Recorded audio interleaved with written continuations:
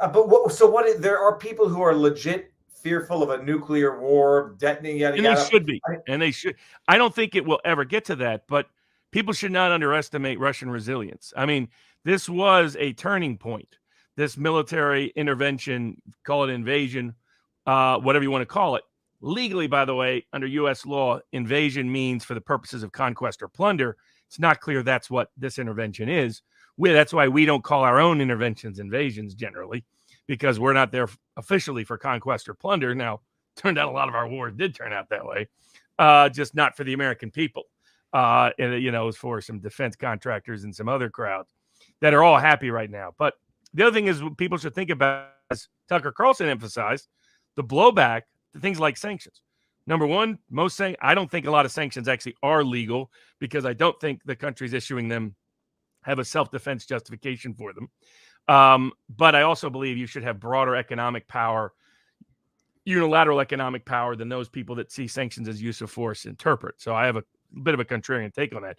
But sanctions never work. They tend to backfire, as Putin repeatedly referred to as blackmail. And, that's how other governments perceive it. So it often causes them to dig in their heels rather than actually change their behavior. Often it falls on the poorest and weakest and most vulnerable populations. Yeah, and last but not least, it's kind of like saying, I'm not going to let you shake my hand because I'm so smart, I'm going to cut off my own hand. That's what it often is. Ask American wheat farmers. We put on a huge wheat sanctions on the Soviet Union after they invaded Afghanistan. A few years later, Soviet Union found tons of independent support of means of getting wheat, but not from American wheat farmers, who ended up totally screwed. So often this is not like if we really remove them from the SWIFT system, we'll cause some pain in Russia, but it'll bye-bye U.S. dollar dominance around the globe. So hold on. Let's get there in 1 second. I just want to bring this up because I want to show this. 4,000 and safety hazard. It's a spoonerism for safety hazard. I got that. 4,300 dead Russians, 50,000 convoy trucks. Everyone lines to embolden their narrative. Ukraine is poor and not well connected. War footage will come. I'm bringing this up to say I call bullshit. Sorry, and Hafty Hazard, thank you for the super chat.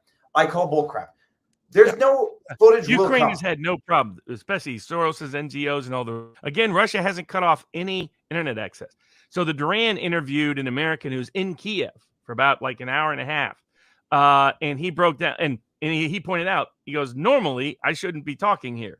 Normally the communication will be shut down, internet shut down, all that. None of that has happened. The oil is running freely. And that's the other backstory of all this. Ukraine thought the only way they could stop Nord Stream 2 was playing this kind of anti-Russian politics. What's Ukraine, Nord Stream 2? Almost 20% of their GDP comes from Russian gas coming under Ukraine to Europe.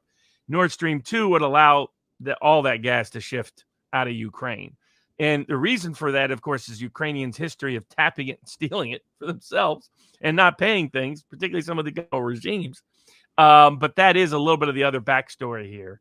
Now that Nord Stream 2 has been put on ice, it may be the case that Ukraine feels more power to cut a deal, and it's only how long that they'll wait out and hold out. But I think a lot of these claims of massive Ukrainian success, soldiers or I'll give an example. According to the American that's in Kiev, he said when they passed around all those guns in Kiev, what happened wasn't a bunch of people grabbed the guns and went to the front to fight the Russians.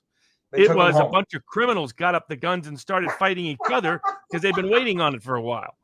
So, I'm not laughing at anybody's misery. It's like I'm laughing at the idiocy of policy. Like, go hand out guns. First of all, it's funny enough, it's ironic enough that for a country like the U.S., which says no borders, no firearm rights, they're now saying respect borders, and here is a Kalashnikov or an AK-47, whatever, and go defend your country and its borders. Ironic, unless you have no self-insight. If you understood anything about current Ukraine, you would not be surprised at all that instead of those being used to fight people at the border, it was a bunch of criminals using it against one another to get back at each other for old vendettas or for some looting that's taken place, things like that. You know what?